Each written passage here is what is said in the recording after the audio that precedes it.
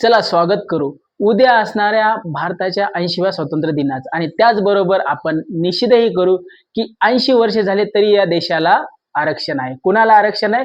समस्त 99.99% हिंदू समाजाला.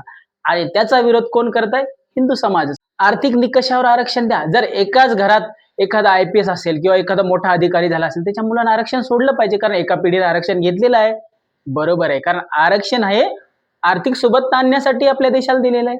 आर्थिक समानता यावी यासाठी देशाला दिलेलं आहे. हे करेक्ट आहे. थांबा थांबा, 2 दिवसापूर्वीची एक घटना पाहू. मल्लिकार्जुन खरगे साहेब त्यांची 8 ऑगस्ट रोजी उत्तराखंडमध्ये रॅली होती. ती रॅली निघाली त्यानंतर ते मंदिरातही गेले होते.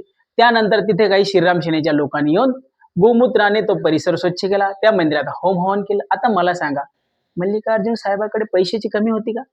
पैसे आहेत ना त्यांच्याकडे. ते खूप दिवसापासून राजकारणात आहेत. खूप सारं त्यांना पेन्शन असेल, पगार असेल, तरी त्यांना का अस्पृश्यतेचा सामना करावा लागला? मग आरक्षण हे काही गरिबी हटावाचा कार्यक्रम आहे का? आरक्षण हे काय आर्थिक समानतेवर देण्याचं हे काय आर्थिक सुबत्ता वाढवण्याचा कार्यक्रम आहे का? नाही. तर आरक्षण हे सामाजिक न्यायाची भूमिका बजावणार आहे, सामाजिक समानतेची भूमिका बजावणार आहे. आणि उद्याच्या 80व्या स्वातंत्र्य दिनी खरंच आपण ते केलंय का? राष्ट्रीय काँग्रेसचे अध्यक्ष तेवढ्या मोठ्या पदावरच्या माणसाबरोबर जर अस्पृश्यता, उच्च नीचता आणि भेदभाव पाळला जात असेल तर कोणत्या तोंडाने तीनपाट दीडशहाने लोक म्हणतात की आरक्षण हटाव आंदोलन झालं पाहिजे? अरे आरक्षण हे समानतेसाठी दिलेलं आहे की आर्थिक सुबत्ता आणण्यासाठी दिलेलं आहे? मग कोणत्या तोंडाने तुम्ही म्हणताय की एखाद्या घरातला मोठा अधिकारी झाला, कुठला IPS झाला तर त्याच्या पोराने आरक्षण सर्व? अरे तो IPS हे झाला, मोठा अधिकारी झाला, तरीही त्याला तुम्ही त्याच जातीच्या चष्म्यातून पाहता. तुमची तीच मानसिकता आहे, म्हणून आरक्षण हे आहे.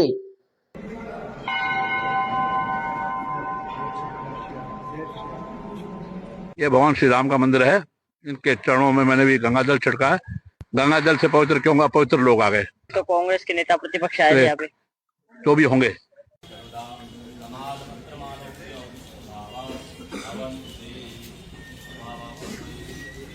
ऐसे व्यक्ति को यहाँ पे बुलाना, मंच पे स्थान देना, इससे हिंदू आस्था को ठेस पहुंचती है।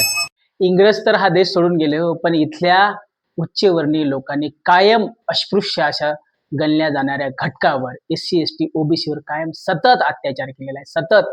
म्हणून हे आरक्षण समानतेसाठी दिलेलं आहे.